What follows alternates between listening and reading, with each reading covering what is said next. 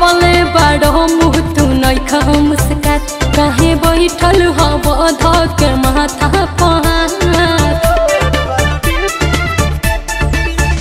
लटकवले बाड़ो मुँह तू नइखा मुस्कात काहे बैठल हब धक माथा पहाड़। अरे ऑनलाइन लो अब न करब गम में डूबल बानी धोखा खा के।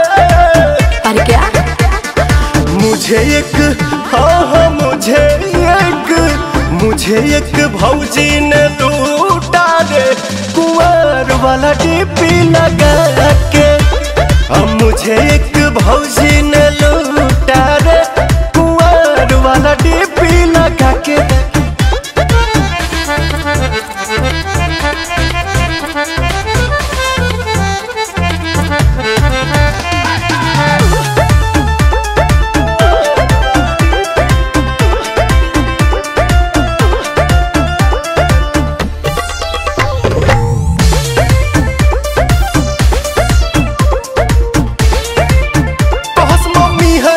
साथ न करस वीडियो कॉल पे बात तजा तेरा लिखी सियात फोनवा दे तेरा लिकाट।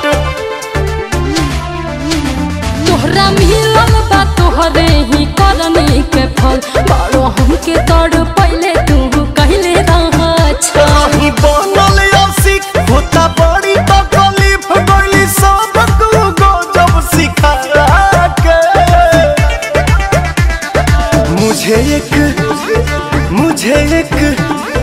मुझे एक भौजी ने लूटा रे कुंवर वाला डीपी लगा के।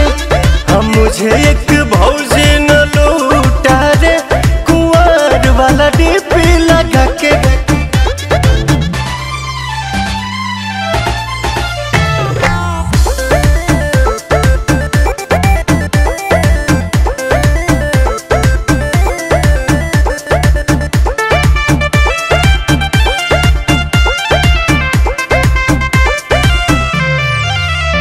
में इनर के पारी बुराई कैसे करी तसैया वाला होके कैली धोखा धड़ी।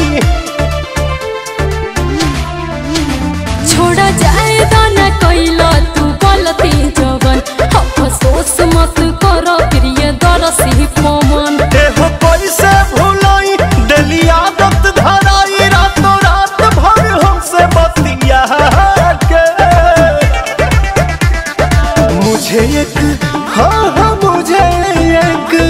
मुझे एक भौजी ने लूटा रे कुंवर वाला डीपी लगा के।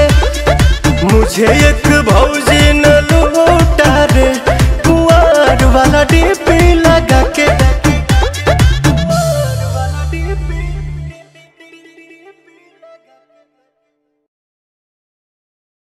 मुझे एक भौजी ने लूटा रे कुंवर वाला डीपी लगा के।